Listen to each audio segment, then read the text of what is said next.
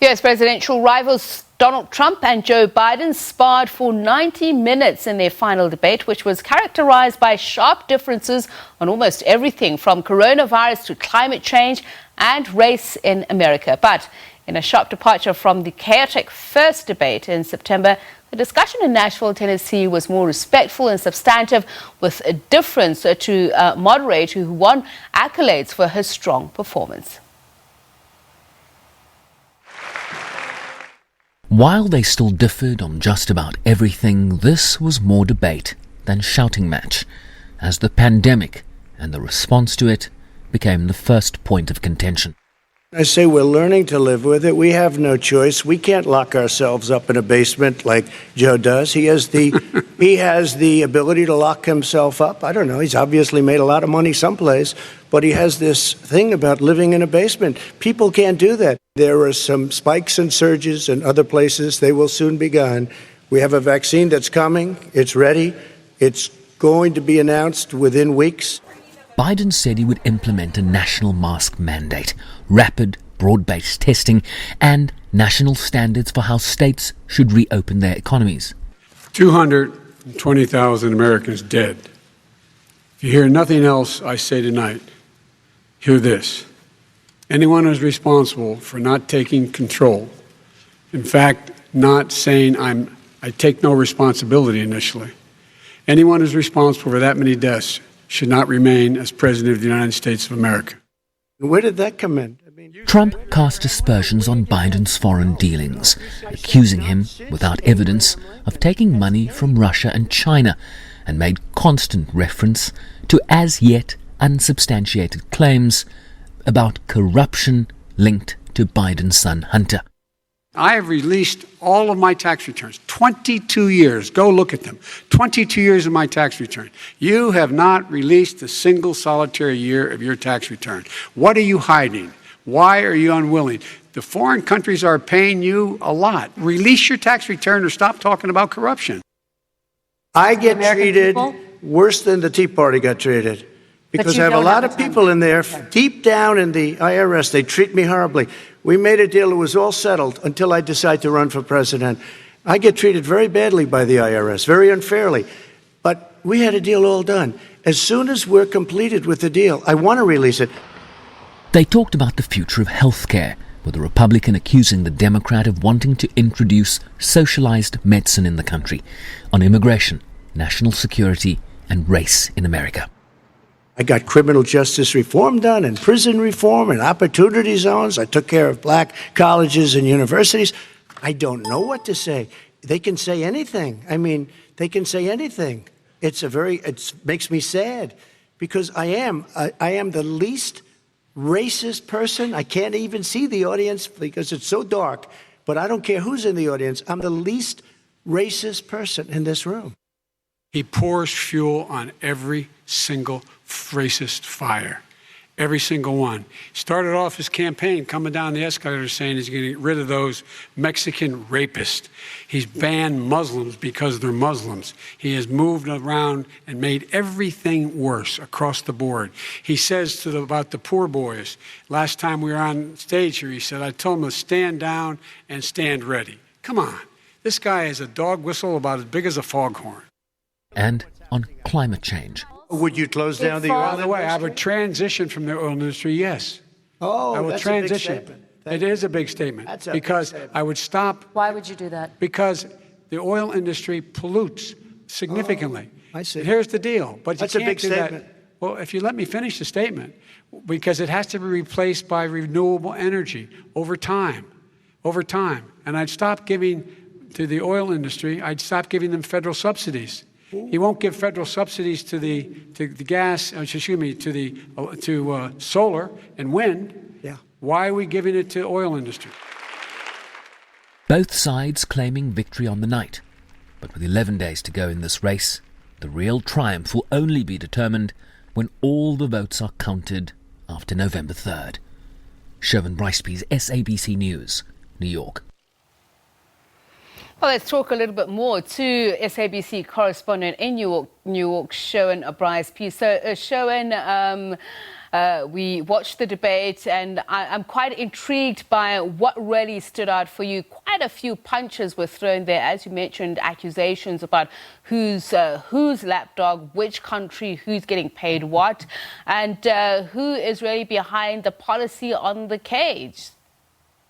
And compliments to you, Tepisa, for waking up at 2:30 in the morning to watch that debate with us here on SABC News. Look, first of all, I think what deserves a special mention is Kristen Welker. Kristen Welker was the moderator from NBC. She was under a lot of pressure given that first debate. She is a White House correspondent for NBC News, and she handled those two 70-year-olds on the stage pretty well. So congratulations to her for really moderating and being able to shape this discussion. Look, divergence on everything from the pandemic to healthcare in this country, on climate change, on federal subsidies for the fossil fuel industry, race in America, national security, interference in the U.S. election.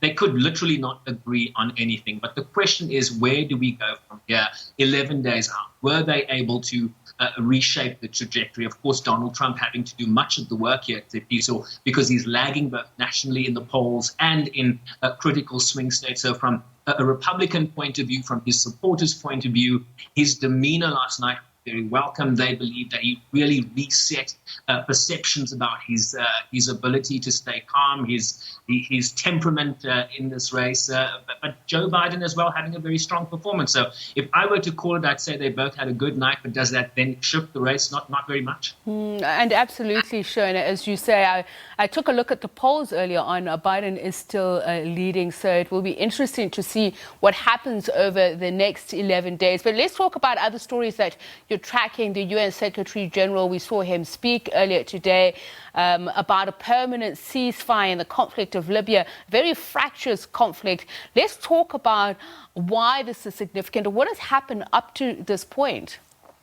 Well, remember, Muammar Gaddafi was removed as Libya's leader as far back as 2011, and that country has not seen stability since then. You'll remember over a year ago, in April of 2019, the Secretary General had traveled to Libya because they were on the cusp of announcing a significant process in terms of political settlement. And it is at that point that Khalifa Haftar, the commander of the Libyan National Army, this renegade force that controls much of the east of the country with the capital of Benghazi, they started moving, advancing on Tripoli, wanting to take over and remove the UN-backed government of national unity under Fayez al-Sarraj. The Secretary General then getting back on a plane and coming back to New York, deflated because he thought he was there to seal the deal. So what has happened earlier this morning in Geneva, that announcement coming from the acting special representative, the acting head of the UN mission in Libya, and the Secretary General a short time ago weighing in as well, Tippy. So let's listen to what he had to say.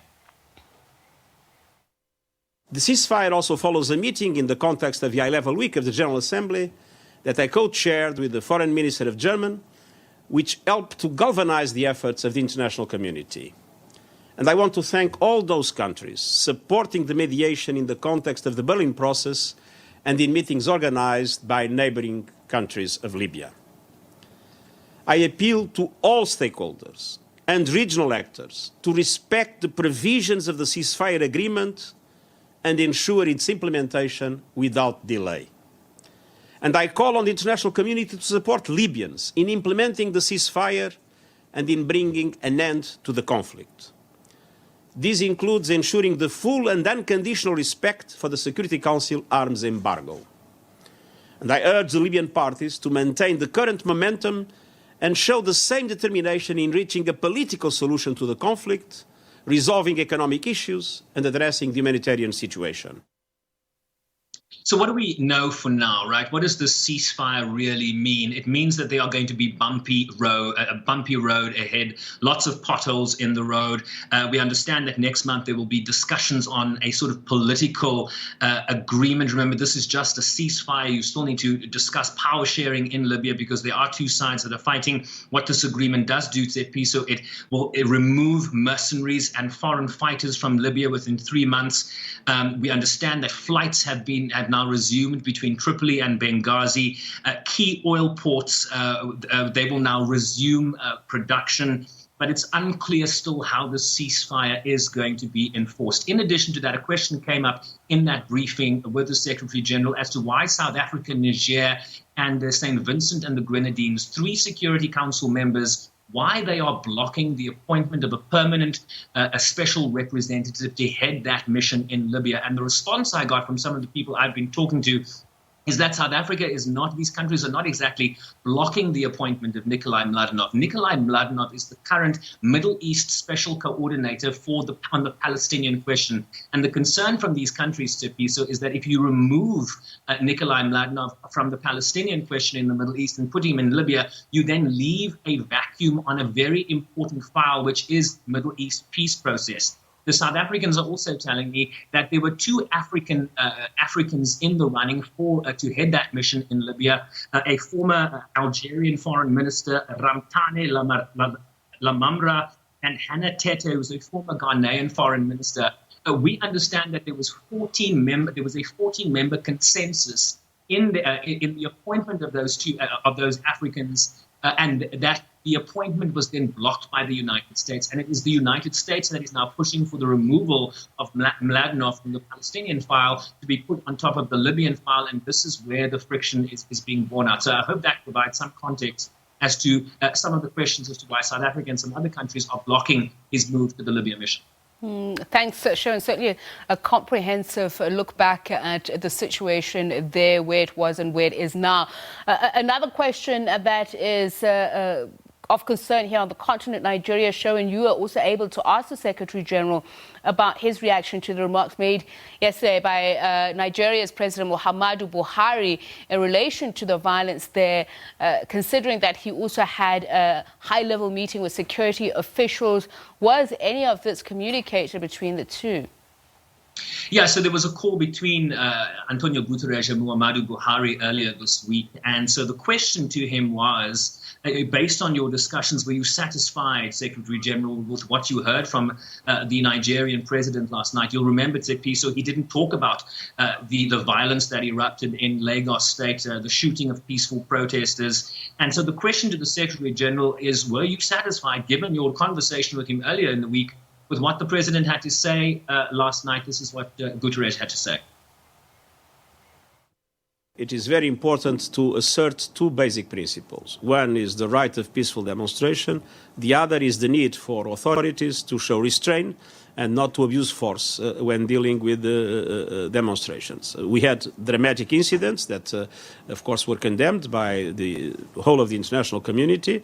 And I had from the President his strong commitment to do everything possible to avoid this kind of incidents, and I hope that it will be the case in the future. I hope also that all those that have grievances to express that are able to do so in a peaceful way in Nigeria. As diplomatic as ever from Antonio Guterres, would we expect any less, Tepiso? Indeed. Thanks a lot, Sherwin. And of course, we will catch up with you at a later stage as we continue watching the U.S. elections. As we mentioned, about 11 days to go. Sherwin keeping his eyes closely on developments there. Sherwin Bryce-Pease in our New York office. Back here at home.